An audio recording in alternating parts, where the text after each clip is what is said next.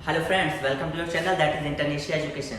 Today we are going to learn English questions and answers. कुछ ऐसे question हमने आज सेलेक्ट किए हैं जो कि आपको अक्सर डेली लाइफ में काम आते रहेंगे। आइए स्टार्ट करते हैं नंबर 1 से। यहाँ पर आप देख सकते हैं क्या लिखा हुआ है, डू यू नो हिम। क्या मतलब है, क्या आप उन्हें जानते हैं? या इनफॉर्मली यू कैन आस्क कि क्या आप उसे जानते हैं। दोनों की हिंदी है, दोनों की इंग्लिश है। डू यू नो हिम, अगर आप जानते हैं तो कह सकते हैं यस आई नो हिम। नहीं जानते हैं, no I don't know him. Done. हाँ या ना दोनों हो सकता है, तो हाँ भी कहना सीखना है और ना भी कहना सीखना है। अगर आप जानते हैं तो ऐसा रिप्लाई करना है और नहीं जानते हैं तो नो में करना है। इसका दूसरा तरीका है कि आप इतना लंबा सेंटेंस अगर नहीं बोलना चाह रहे हैं, जैसे यस आई नो हिम, अगर इतना नहीं बोलना चाह रहे हैं तो इससे शॉर्ट और इससे स्मार्ट तरीका भी है। क्या है? Yes I do, yes I do. और इतना बोलने से आपका पूरी फीलिंग यही आएगी जो इतने लंबे सेंटेंस में है। Is that clear? एक बार फिर से, अगर सामने से पूछा जाता है डू यू नो हिम, तो आपको सिर्फ इतना बोलना है yes I do, and this one is the smart way to answer. पूरी लाइन तो सभी बोल सकते हैं, राइट? तो आपको स्मार्टली आंसर करना है। और अगर मना करना है तो क्या बोलेंगे?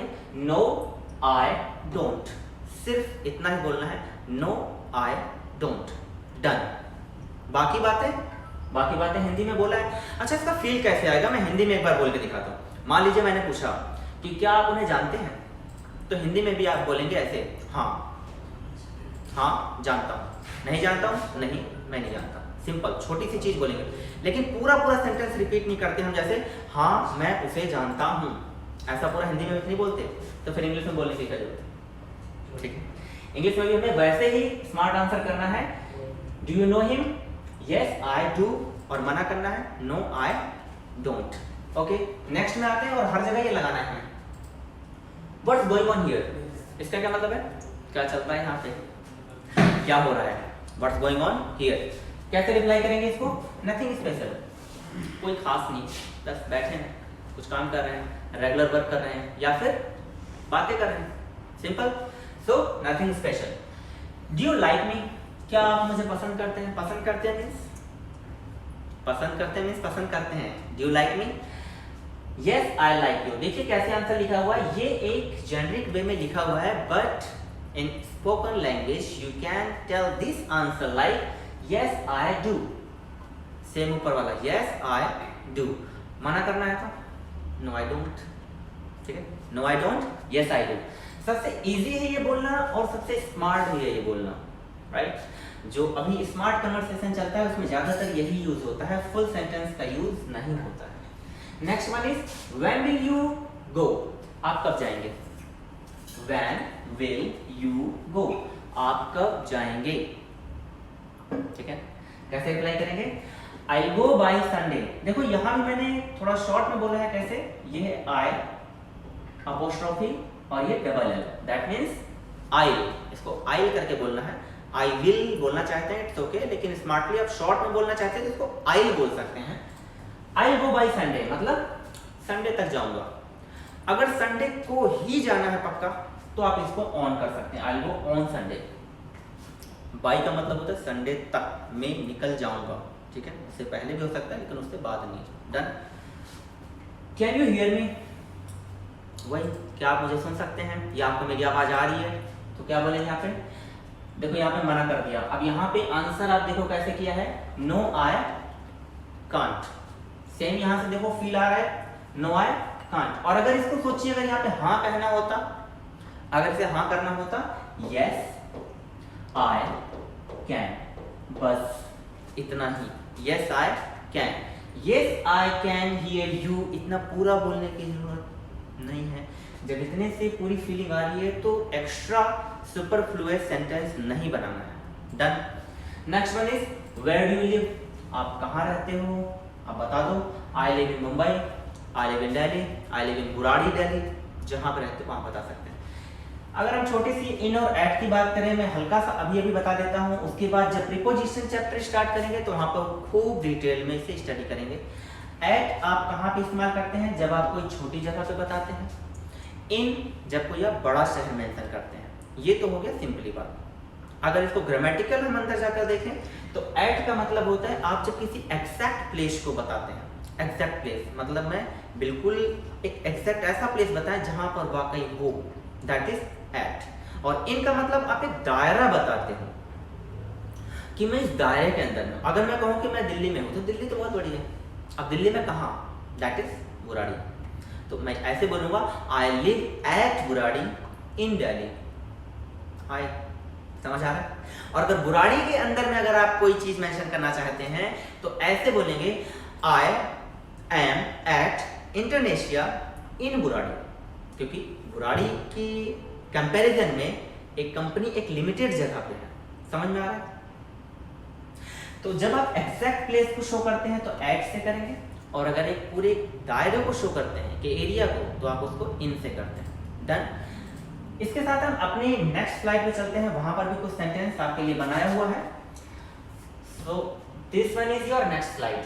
क्या है यहाँ पर? What do you do? आप क्या करते हैं? What do you do? क्या रिप्लाई करेंगे? वही करेंगे जो हम काम करते हैं। ठीक है, क्या काम है यहाँ पे? I am a student. अगर आप कुछ काम करते हैं आप वहां बता दीजिए I work in this form, I work here, और आई एम परसुइंग समथिंग। आप जो कुछ भी है वो बता सकते हैं। व्हाट हटा करके अगर यहाँ पे हाउ लगा दिया जाए, HOW, how do you do, इसका मतलब क्या है? आप कैसे हैं? तो आप इसके जवाब में, अभी एक चलन सा है कि इसके जवाब में how do you do he reply कर दिया जाता है, या फिर I am fine, thank you. ठीक है, ये smart answer. Next one is what's going on here. ये सेंटेंस रिपीट हो गया है, चलिए कोई बात नहीं है। What's going on here, nothing special, कोई खास नहीं। और अगर कुछ खास चल रहा है तो आप मेंशन कर लो, राइट, कोई दिक्कत नहीं। जो काम चल रहा है वो आप बता सकते हैं। व्हाट आर यू डूइंग, आप क्या कर रहे हैं? आप जो कर रहे हैं वो बता दीजिए। फिलहाल क्या है? आई एम रीडिंग बुक्स, मैं पुस्तकें पढ़ रहा हूँ। अच्छा, बिल्कुल जैसा इंग्लिश लिखा है वैसा ही ट्रांसलेट करने के चक्कर में नहीं पड़ना, या फिर जैसी इंग्लिश लिखी हुई है बिल्कुल वैसा ही हिंदी के चक्कर में नहीं पड़ना। हमें उसका फील लेना है, क्योंकि एक लैंग्वेज है, लैंग्वेज के फील में जाकर उसे ट्रांसलेट करना है।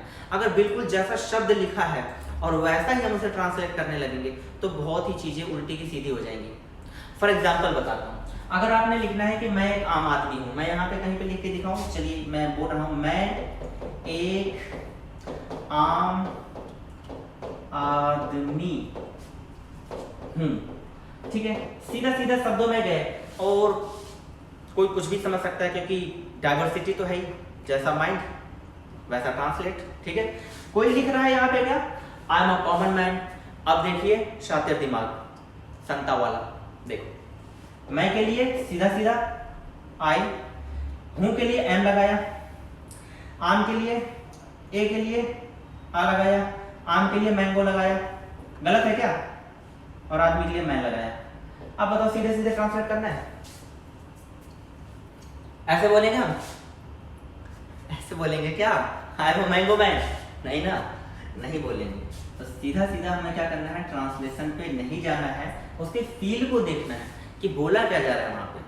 वहां पे आम का मतलब था सामान्य, ना कि मैंगो। ठीक है, तो लैंग्वेज को फील करना है, वैसा बनाना है हमें। Next one is why are you crying, आप क्यों रो रहे हो?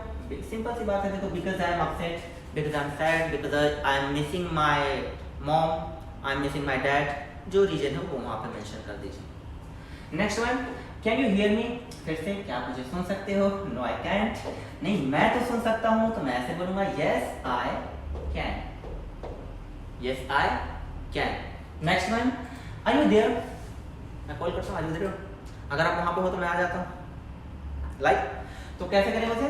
यस आई एम, फिर देखिए यस आई एम, और अगर नहीं है वहां पे नो आई एम नॉट, नहीं मैं वहां नहीं हूं। ठीक है, तो ये हमारे कुछ सेंटेंस से। एक इसका शॉर्ट ट्रिक मैं लास्ट में फिर से बता देना चाहता हूं, क्योंकि अगर मान लीजिए कुछ सेंटेंस यहाँ पर नहीं इंक्लूड है और वो आपके साथ बातचीत में आ रहा है तो उसका रिप्लाई कैसे करें। जो भी पर्सन सामने से आपसे कोई भी क्वेश्चन पूछ रहे हैं, आपको सिर्फ हेल्पिंग वर्ब पकड़नी है कि शुरुआत कहाँ से हो रही है, जहां से शुरुआत हो रही है आपको उसी में जवाब देना है। एक बार फिर से, जहां से शुरू कर रहे हैं पूछना वही हेल्पिंग वर्ब यूज करके आपको जवाब देना है। एग्जांपल के लिए बताता हूं मैं, देखो यहाँ पर अभी कुछ भी नहीं है हमारे पास, राइट। अब मान लिया जाए कि अगर हमसे कुछ पूछता है, कोई पूछता है ऐसे कि will you go to market, क्या आप मार्केट जाएंगे? ये सेंटेंस इंक्लूड नहीं है, तो मैं बता रहा हूं कि कभी भी अगर कोई भी सेंटेंस ऐसा आता है तो आप उसका आंसर कैसे करेंगे। देखो, just focus at starting point, here the sentence is starting from will, तो आपको बस विल को पकड़ना है। अब आंसर देखो, अगर आपको जाना है यानी कि यस, तो लिखो यहाँ पे यस आई विल, हो गया, खत्म। और अगर नहीं जाना है तो क्या करेंगे, ना जाने के लिए नो आई वॉन्ट। वॉन्ट क्या है, विल नॉट का शॉर्ट फॉर्म है, समझ आ रहा है? खैर, ये समझना समझाना हमारी अगली वीडियो में भी लगा रहेगा, और ये सेम टॉपिक हम अगले वीडियो में लेकर आएंगे कुछ नए सेंटेंसेस के साथ, जो कि आपके लिए होगा बहुत ही यूजफुल। और तब तक के लिए bye bye, see you. Like share subscribe रुकने नहीं चाहिए।